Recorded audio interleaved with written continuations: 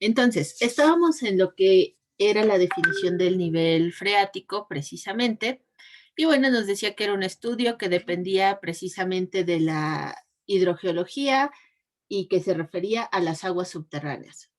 El nivel freático nosotros también lo podemos conocer con el nombre de manto freático. Voy por acá, vamos a tomar un colorcito. Vamos a decir entonces que también lo puedo conocer como manto freático.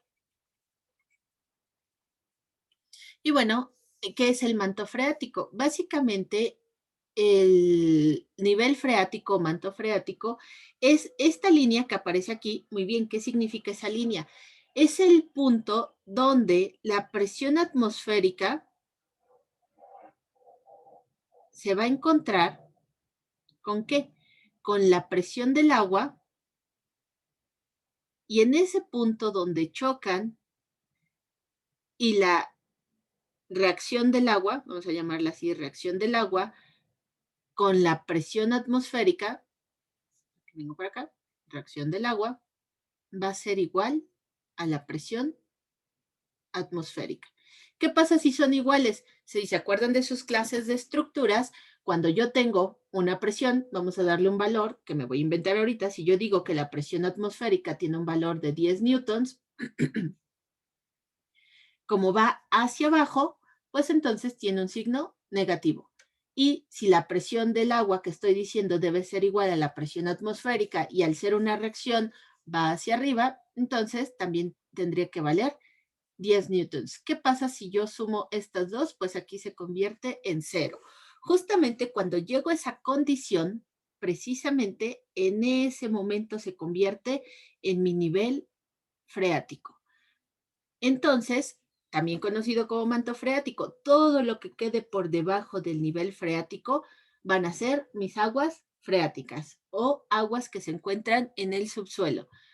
Todo lo que quede por arriba, precisamente, de este nivel, ya lo puedo considerar como aguas superficiales.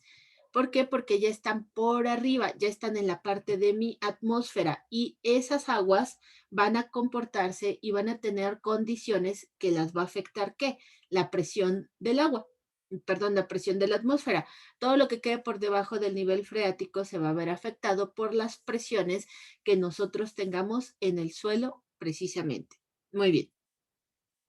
¿Qué nos dice nuestra esquemita entonces que tenemos por acá? Generalmente en la parte de abajo, donde yo voy a tener los mantos acuíferos o las aguas subterráneas o las aguas freáticas, lo que yo voy a encontrar ahí va a ser roca madre o sedimentos. Y si ustedes se acuerdan, porque esto ya lo vimos también, cuando vimos los horizontes del suelo, que precisamente estaba el perfil del suelo, yo tenía por acá mi perfil O, que era materia orgánica, tenía por acá mi perfil A, si no me equivoco, que es el de filtración, luego tenía el B, que es el de filtración, y bueno, pues ya venía por acá el de meteorización, que básicamente es mi roca madre. La roca madre se encontraba hasta abajo de mi perfil del suelo. Lo tengo en esta partecita de acá. Bueno, generalmente en estas zonas lo que yo voy a tener va a ser una zona saturada. Todos los poros se van a encontrar llenos de agua. Por lo tanto, si yo obtengo una muestra de aquí, generalmente van a ser muestras saturadas. En la parte media, arriba del nivel freático, es donde tengo una muestra no saturada. ¿Cuál es mi muestra no saturada? Generalmente se va a encontrar en este pedacito, pero quiero que le pongan atención hasta este diagramita, por eso se los escogí. La parte de la zona no saturada, que la marcan de aquí, del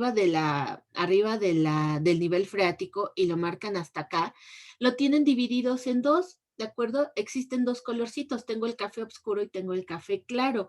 ¿Por qué? Porque en el café oscuro es donde generalmente yo voy a encontrar mis muestras de suelo seco. Y entonces, que era lo que yo comentaba ahorita, en esta parte que yo estoy asurando, voy a encontrar que mis muestras parcialmente saturadas. ¿Por qué van a estar parcialmente saturadas? Ah, porque aquí aparece otro nombrecito. Esta zona que yo asuré se le conoce como franja capilar. ¿Y qué es la franja capilar? Este concepto ya nos ayudó a definirlo uno de nuestros equipos precisamente. Si no se acuerdan, ahorita lo vamos a ver en el que sigue. Pero ¿Qué era la capilaridad? Pues básicamente la capacidad que tenía el agua de subir por los poros o por los vacíos, precisamente por un cambio de presión. Como aquí se está generando este choque de presión, lo que va a hacer la reacción del agua, pues es empujar el agua hacia arriba. Algunos, vamos a llamarle filamentos, algunos pequeños caminitos de agua van a encontrar esos huequitos y van a empezar a subir. Ese fenómeno, cuando el agua comienza a subir, es la capilaridad y se va a generar entonces una franja capilar, donde yo voy a tener presencia de agua por una variación de presión y entonces no es ni mi muestra seca, pero tampoco es mi muestra saturada. Es en este pedacito donde se encuentran las muestras precisamente parcialmente saturadas, en la franja capilar. ¿De acuerdo? Entonces, este esquemita sí es importante que lo tengan. Hay alguien que le saque captura de pantalla, por favor, y pásenselo. Es relevante para que puedan entender muchas cuestiones que vienen después en la mecánica de suelos. Y acuérdense que además mecánica de suelos, a ustedes todavía les falta llevar la segunda parte. Y todo va ligado. Entonces, vamos a quitar los dibujos.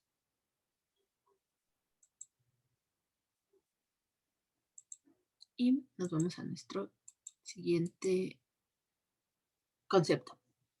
Bueno, básicamente, entonces, nuestras aguas freáticas, ¿qué son? El agua está situada por debajo del nivel freático. Su presión es positiva. Por encima de la capa freática o manto freático existe el agua capilar, cuya presión es negativa. Básicamente me habla de succión y permanece en comunicación con el agua freática. Esta agua retenida en los capilares del suelo se mueve por fuerzas de capilaridad.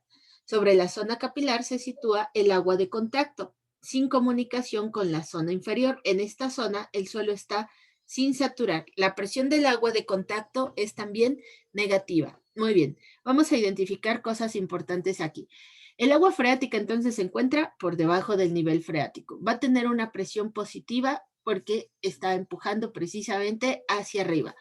Arribita del agua freática, en contacto directo, yo voy a tener presente mi agua capilar, que es mi franja capilar, que es precisamente un tema de succión, donde el agua está subiendo por una variación de presión. Y en esa zona yo voy a encontrar una zona entonces parcialmente saturada. Bueno, entonces creo que ahora es más fácil entender el concepto de aguas freáticas cuando ya vimos lo que es una muestra de suelo seco, una muestra de suelo saturado, ya sé que es el nivel freático y ahora ya sé que son las aguas freáticas. Muy bien, ya me puedo ir entonces a mi siguiente concepto, que es la capilaridad. Pregunta también de relevancia, porque además esto nos los explicó uno de los equipos. Alguien que me diga, por favor, cómo se llama cuando se forma esta condición y cuando se forma esta condición. Porque son diferentes si les ponen atención. Aquí tengo la curvatura hacia arriba y aquí tengo la curvatura hacia abajo. ¿Cómo se llamaban? Es más, ¿cómo se llama para empezar esta curvatura? Es lo de cóncavo y convexo. Exactamente, es lo de cóncavo y convexo. ¿Cuál es el cóncavo y cuál es el convexo? El convexo es el A, ¿no? Y el B es el cóncavo.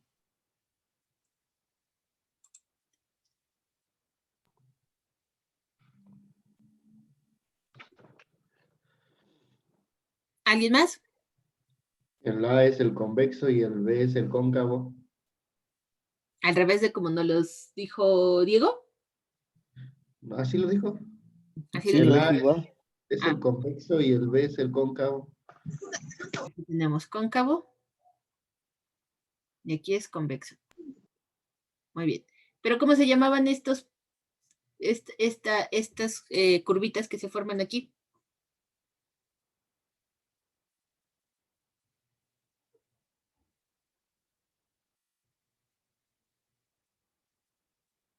No es posible que ni el equipo que expuso sepa. Le voy a bajar un puntito de su calificación de exposición. ¿Sabe quién expondría eso? Claro, yo me acuerdo de todo y si no, por eso tengo los videos de clases. Ahí les va, se llaman meniscos, Ah, sí, con razón. ¿de acuerdo? Se llaman meniscos. Muy bien. ¿Qué nos dice entonces qué es la capilaridad? Nos dice que es un fenómeno físico que se presenta ¿en dónde? En los líquidos. Para que lo podamos estudiar se va a hacer precisamente en tubos capilares, que son tubos de vidrios de diámetros pequeños para que la capilaridad se pueda presentar con mayor facilidad. Un ejemplo básico de aprovechar el fenómeno de la capilaridad son los termómetros precisamente de mercurio y de alcohol, que son tubitos de cristal, creo que todos los hemos visto en algún momento, porque es el que utiliza el médico en su consultorio. Bueno, ya hoy en día utilizan los digitales, pero pues los médicos también de la vieja escuela suelen utilizar mejor su termómetro de mercurio. Bueno, ¿qué pasa con el tubo, con el tubito de vidrio o mi tubito capilar? Lo que voy a tener que hacer para estudiarlo, pues es precisamente meterlo en un recipiente con un líquido y ver su comportamiento para ver qué pasa, si sube o baja, precisamente. Entonces nos dice lo siguiente, la capilaridad es el fenómeno que permite que el líquido ascienda dentro del tubo en contra de la gravedad hasta una altura llamada altura capilar, precisamente. Esta altura capilar dependerá de la tensión superficial, que también nos los explicó el equipo que expuso. Nos decía que la tensión superficial, pues precisamente es como esa capita donde luego hemos visto flotando a los insectos, como mosquitos pequeños y demás, bueno, esa es mi tensión superficial. La fuerza de adhesión entre el líquido y el material del tubo capilar, que tiene que ver con un ángulo de contacto y el diámetro del tubo capilar. Muy bien. Y nosotros decíamos, ¿y esto cómo se puede aplicar entonces al suelo? Último pedacito. La tensión superficial es una fuerza que se genera por el desbalance de las fuerzas intermoleculares del líquido con el aire. Precisamente el fenómeno de capilaridad se va a dar en este punto, donde yo tengo aire en la parte de arriba y tengo líquido en la parte de abajo. Existe un cambio de presión o un intercambio de presión en esta zona que va a ocasionar que el líquido suba y se forme pues precisamente su menisco, que puede ser cóncavo o convexo. Y bueno, este fenómeno surge ¿en dónde? En el suelo, precisamente, en el suelo, en donde, pues si yo me acuerdo, mis partículas van generando ¿qué? Vacíos.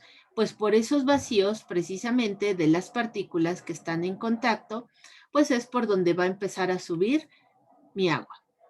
Así, hacia arriba por un fenómeno de ¿qué? De cambio de presión, que básicamente es capilaridad. Ok, me voy entonces al siguiente concepto que nos habla de la capilaridad precisamente en la mecánica de suelos.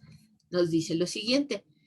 Este mismo fenómeno se presenta en los suelos con presencia de nivel de agua freática.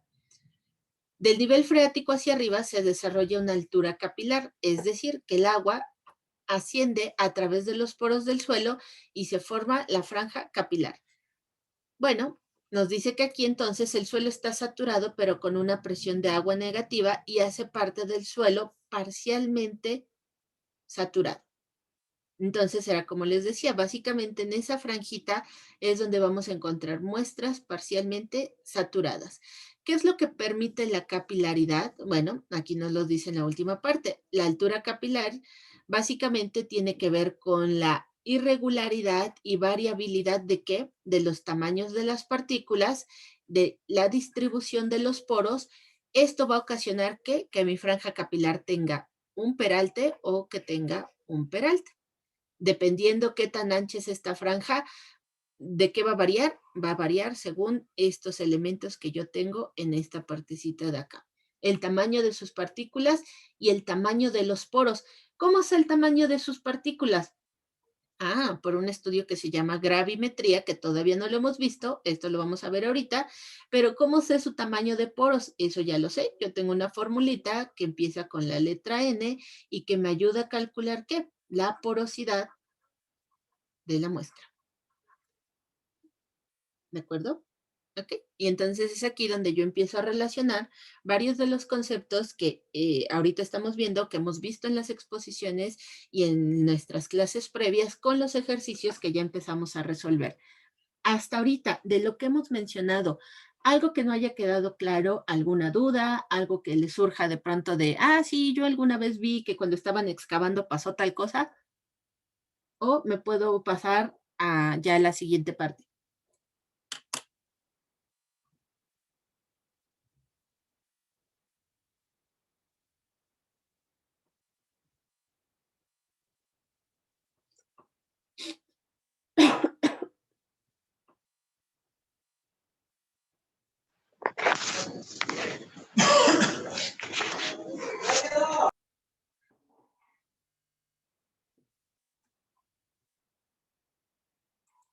Bueno, pues entonces nos vemos a nuestra siguiente diapositiva. Tengo una duda, profe. Dime, digo. ¿Cómo? Entonces, por ejemplo, si vamos a hacer, no sé, alguna cimentación o, o mamposteo, un decir algo simple, sobre algún manto, bueno, chicas ahí, ¿cómo recomienda usted, pues que manejemos eso? Bueno, acuérdense que para las cimentaciones también tengo impermeabilizantes, ¿de acuerdo? No son tan conocidos porque no todas las cimentaciones pues requieren impermeabilizante. Generalmente en las construcciones que están cerca de los ríos, de los lagos o del mar, pues en definitiva, cuando yo empiece a excavar me voy a encontrar con un alto porcentaje de agua. Y en algunos lugares yo voy a tener suelos saturados, donde yo puedo rascar a 30 centímetros y ya empieza a salir el agua. ¿Qué pasa en esos casos? Bueno, la recomendación sería que vamos a utilizar un impermeabilizante precisamente en la cimentación. Yo puedo tener impermeabilizantes si va a ser una cimentación de concreto que son aditivos en el concreto, podría ser. Tengo el clásico que utilizan los maestros albañiles, no está mal, ¿de acuerdo? Solamente que el desgaste es muy rápido, entonces a la larga es como si no lo hubieran puesto. Yo sé que todos lo han visto, que le ponen plástico negro. ¿De acuerdo? Que le ponen plástico negro a la cepa donde va a colocar la cimentación. Bueno, realmente ahí en lugar del plástico negro se deberían de usar unas membranas que se llaman mantas de bentonita, que básicamente son unas membranas impermeabilizantes tipo como de neopreno y que básicamente lo que van a hacer es eso, es como envolver la cimentación. Se compran por rollo, como si fuera el impermeabilizante de rollo, pero son exclusivos para cimentación, o existe uno que es tipo pintura se aplica al final. ¿Qué pasa si yo voy a utilizar este mamposteo? Bueno, la recomendación sería no uses mamposteo en esa situación. ¿Por qué? Porque las piedras presentan este fenómeno de la capilaridad. Lo veíamos precisamente en la clase pasada o antepasada, donde veíamos la fotografía de una pared, de cómo la humedad fue subiendo. Bueno, pues precisamente ese fenómeno lo vamos a ver si utilizamos mampostería. Entonces, lo ideal sería, si tienes alta presencia de agua en el suelo, la mampostería no es tu mejor opción para cimentar. Anteriormente, porque yo sé que me lo van a decir, ay, pero ¿cómo antes así construían los ranchos y por mi casa hay todavía una hacienda que tiene? Ok, sí, porque antes no había los otros materiales, antes era el método que se habían para construir y era lo que se utilizaba. Pero quiero que noten, en esas construcciones de mampostería viejitas, cuando están cerca del agua, ¿qué pasa? Generalmente, generalmente, yo voy a tener mi nivel de tierra, no, no, un color que se ve más. Yo voy a tener mi nivel de tierra, puede ser que por debajo sí tenga una alta presencia de agua. Entonces, ¿qué hacían? Pues sí metían su mampostería en esta partecita, vamos a meterla así, pero está levantada. Generalmente hasta suelo ver esta franja. ¿Cuánto? Dependiendo, puede ser que la vean levantada hasta 20, de 30 a 40 centímetros. Y entonces ahora sí, después de al menos 2 escaloncitos o 3 escaloncitos, es donde desplantaban la construcción.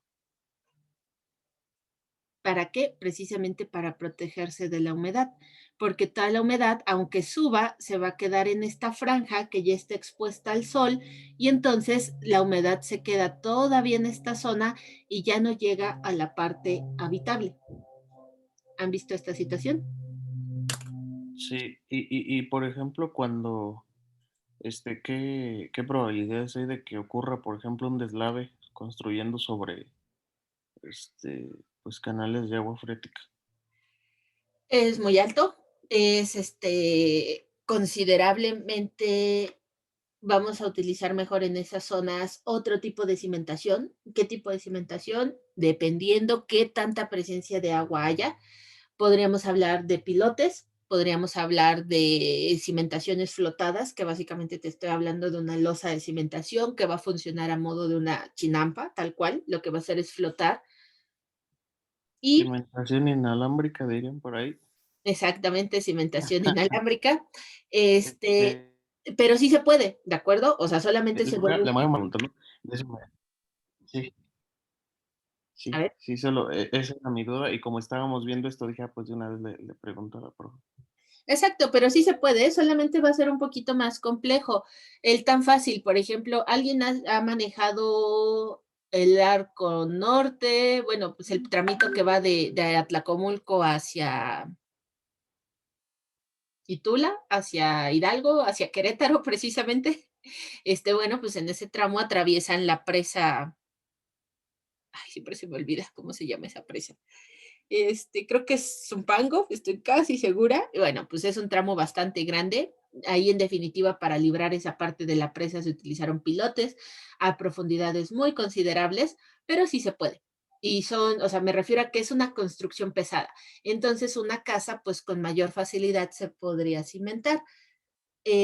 Desventajas no hay más que tengas el impedimento del dinero. Siempre una cimentación en una zona donde hay una alta presencia de agua va a ser una cimentación un poquito más compleja, y al ser una cimentación más compleja, pues involucra más dinero. Y no solamente en materiales, ¿de acuerdo? Puede ser que involucre más dinero en el proceso de construirla, porque puede ser que yo necesite poner tapiales mientras estoy haciendo la excavación. ¿Para qué? Para que incluso mientras estoy haciendo la excavación de la cimentación no tenga derrumbes o deslaves que sí se han presentado exactamente por exceso de humedad en los suelos cuando yo estoy apenas en la etapa de cimentación. Entonces, lo que sucede es que se va a encarecer un poco el proyecto, pero sí se puede. Algo que a los maestros también a los más grandes de la vieja escuela era decir que había proyectos que no se podían construir, que estabas loco. Bueno, no, la verdad es que yo les podría decir que lo que ustedes se imaginen se puede construir. La cosa más loca, extravagante que se imaginen se puede construir. El gran pero es dinero. Mientras tú tengas el dinero del mundo, créeme, puedes construir lo que quieras. Prueba de lo que les estoy diciendo, Elon Musk. Espero que sepan quién es Elon Musk. Si no, bueno, pues es el dueño de Tesla, precisamente. Y el dueño de Tesla, pues ya está pensando en cómo colonizar Marte. Y como ya está pensando en cómo colonizar Marte, ya contrató un arquitecto que diseñe precisamente estructuras espaciales que puedan resistir en el espacio.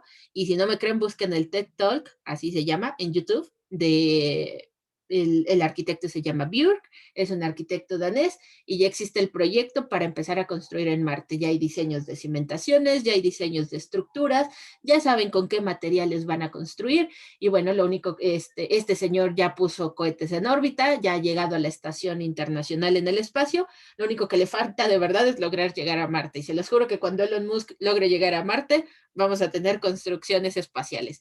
¿Por qué se puede? Porque el señor tiene el dinero del mundo para desperdiciarlo y gastarlo en lo que mejor quiera. Entonces, cualquier cosa se puede construir siempre y cuando tengan dinero, ¿de acuerdo? Ok, me regreso a nuestro tema que a nosotros nos interesa, que es la mecánica de suelos. Este es un concepto muy general del material isotrópico y material ortotrópico, pero ¿por qué es importante? Porque nosotros vamos a tener suelos que van a caer precisamente o en esta clasificación o en esta clasificación.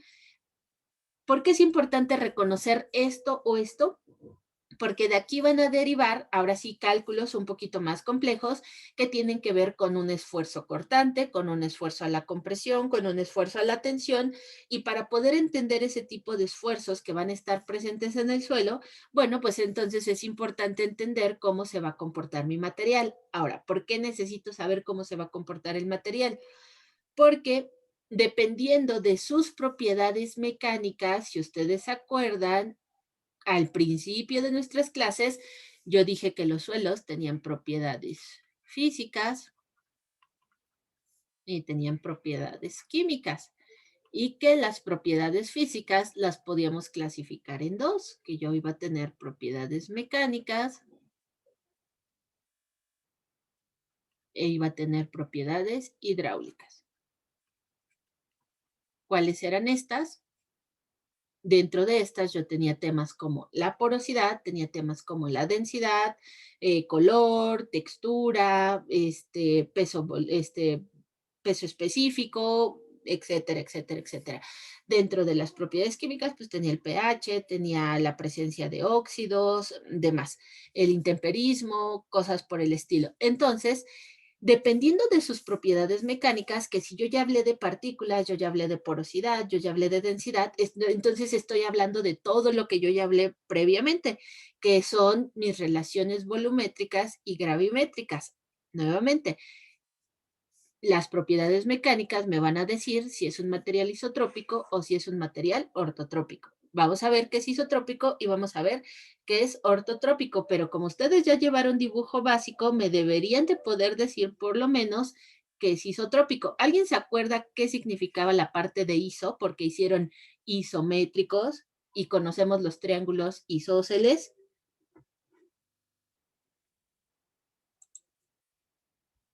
Iso era igual, ¿no?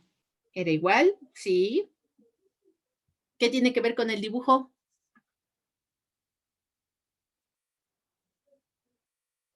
¿Con cuál dibujo? El dibujo en general. Ustedes llevaron una materia que se llama dibujo básico, hicieron dibujos en isométrico, ya sea que los hayan hecho con instrumento o en AutoCAD.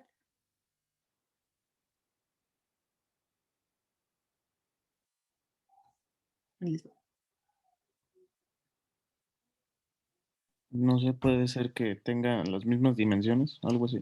Las mismas dimensiones, bastante cercano, pero no. Vamos a la definición de material isotrópico. Alguien me dijo iso igual, ¿sí? ¿De acuerdo? ¿Y qué tenía que ver con el dibujo? Por eso les preguntaba y por eso existe este dibujito también por acá.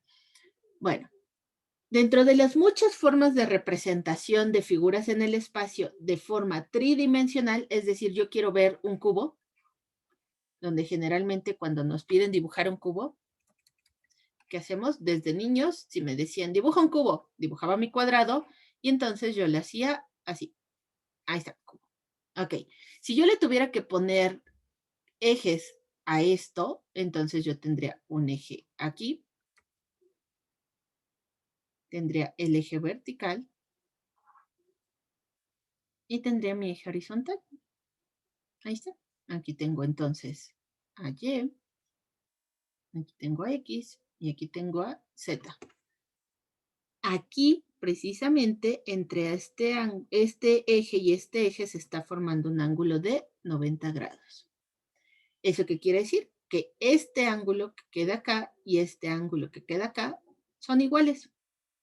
Entonces, esta es una representación isométrica, ¿sí? De que yo tengo dos lados iguales. Voy a tener dos ángulos de apertura igual y un ángulo de apertura diferente. Con esto, quiero que lo relacionen entonces con un material isotrópico. Nos dice lo siguiente.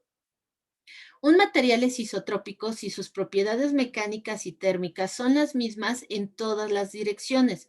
Los materiales isotrópicos pueden tener estructuras microscópicas homogéneas o no homogéneas. Por ejemplo, el acero muestra un comportamiento isotrópico, aunque su estructura microscópica no es homogénea. ¿Qué quiere decir esto? Que el acero, como generalmente se hace a través de la fundición, pues entonces no tiene como vetas, no tiene como, si yo corto acero, no me va a quedar como el rastro de la forma en la que se generó el acero. Me van a quedar las líneas, sí, del corte, pero son del corte, no es del material mismo. En cambio, un material ortotrópico, ahora me voy de este lado, me dice que es cuando sus propiedades mecánicas o térmicas son únicas e independientes en tres direcciones, perpendiculares entre sí. Algunos ejemplos de los materiales ortotrópicos son la madera, muchos cristales y algunos metales laminados. Para un material ortotrópico no hay mejor ejemplo que la madera, ¿Por qué? Porque la madera, como la cortamos de un tronco de un árbol, bueno, pues el tronco de un árbol tiene anillos. Ahí está mi tronco de árbol. Y de este tronco de árbol, pues van a sacar precisamente estas tablas de esta madera que yo tengo en la parte de acá. Ahí están. Pero este tronco tiene un desarrollo así. ¿Qué quiere decir eso? Que estos anillos se van a repetir en este sentido. Pero cuando yo corto estas tablas, entonces, ¿qué pasa? Ah, pues quedan entonces las vetas de los anillos, pero también quedan sus fibras que van a lo largo de todo el tronco. ¿Qué quiere decir eso? Que el material tiene comportamientos para todas partes. Para todas partes yo voy a tener un comportamiento diferente porque la forma en la que se conformó es de forma diferente. Los suelos se van a comportar igual. Yo puedo tener suelos que estén mezclados homogéneamente y entonces tengan un comportamiento isotrópico, pero puedo tener suelos que presenten laminados. Incluso cuando hacemos los cortes, yo puedo ver a veces como las capitas del suelo. Bueno, pues estos suelos entonces puede ser que presenten un comportamiento ortotrópico. ¿Por qué es relevante? Porque esto va a terminar afectando a mi cimentación. ¿De acuerdo? Acuérdense que todo el estudio de mecánica de suelos al final va enfocado a qué? A la cimentación. ¿Por qué? Porque la cimentación es un elemento de transición, a diferencia de una columna o una viga, que son elementos portantes, es decir, van a aportar o van a resistir. La cimentación lo que hace es transmitir las cargas de lo que está acá, ¿a dónde? Al suelo. Entonces, este pedacito que es mi cimentación es un elemento de transición. Es la que va a absorber tanto las cargas y la resistencia del suelo, como va a transmitir el peso de la misma estructura. ¿Quién va a afectar entonces a la cimentación? Todo lo que lo rodea. ¿Quién es todo lo que lo rodea? El suelo. ¿De acuerdo? Ok. Me voy a cambiar entonces de diapositiva. ¿Cómo voy de tiempo? Ok, todavía nos quedan 4 minutos.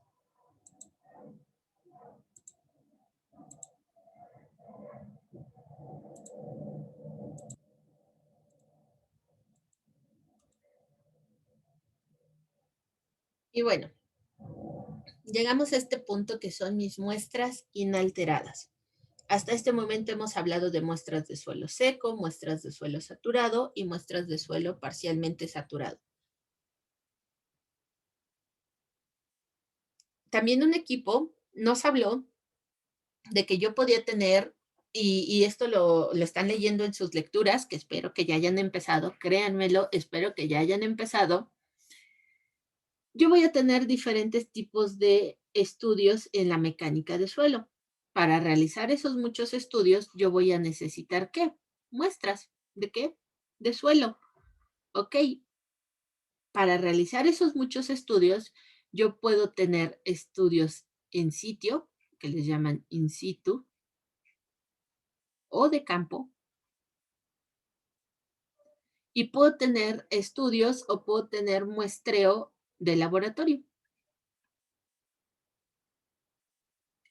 En ambos casos es muy importante que la muestra no esté modificada, que no se haya contaminado. ¿Y para qué? Para que realmente yo pueda hacer el análisis del suelo en una condición real.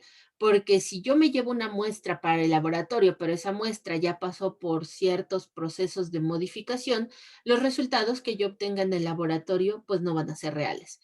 Si yo tomé la muestra en el sitio y también le pasó algo a la muestra, pues los resultados que yo obtenga no van a ser reales.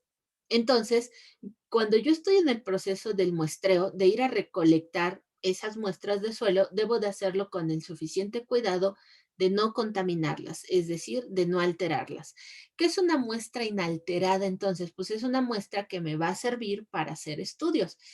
En las exploraciones que se le hacen al subsuelo, una muestra inalterada son aquellas que mantienen la forma y el volumen que tenía el suelo. Tal vez alguno de ustedes alguna vez ha visto cuando hacen muestreos del suelo y generalmente llegan con unos como, no sé llamarle como tubos, son más como formas de latas, huecos, obviamente. Y entonces, ¿qué hacen? Pues llegan y los entierran y la sacan. Y tal cual que hacen, pues aquí se queda dentro la parte de la tierra y es lo que toman como muestra. ¿Por qué? Porque yo necesito que mantenga su composición por niveles, como está, como por estratos, y el volumen que tiene, sin que se haya modificado su humedad, sin que se haya modificado la cantidad de agua, etcétera, etcétera. Las muestras inalteradas de suelo podrían obtenerse de una excavación, de un frente, ya sea corte o banco, es decir, cuando ya hice la excavación para la cimentación, y entonces aquí puede bajar un humanito y de esta parte de acá tomar una muestra, una cala, ¿de acuerdo? Se pueden tomar del suelo, sí, pero también se pueden tomar de un corte. De perforaciones llevadas a profundidad con herramientas especiales, cuáles como los taladros, precisamente esos taladros que no es necesario que los saquen, sino que cuando van entrando al suelo, los mismos taladros van ¿qué? Van expulsando precisamente la tierra hacia arriba. Bueno, hay unos taladros especiales que me ayudan precisamente a tomar muestras del suelo. Las muestras deberán ser representativas de cada capa que se atraviese. Por cada estrato que existe en esa zona, si aquí yo tenía uno, aquí tenía otro y aquí tenía otro, pues entonces yo necesito sacar una muestra de aquí, sacar una muestra de aquí y sacar una muestra de aquí, para que realmente sea representativa, hasta llegar a una profundidad que pueda corresponder al nivel más bajo de exploración o al nivel de aguas freáticas o aquel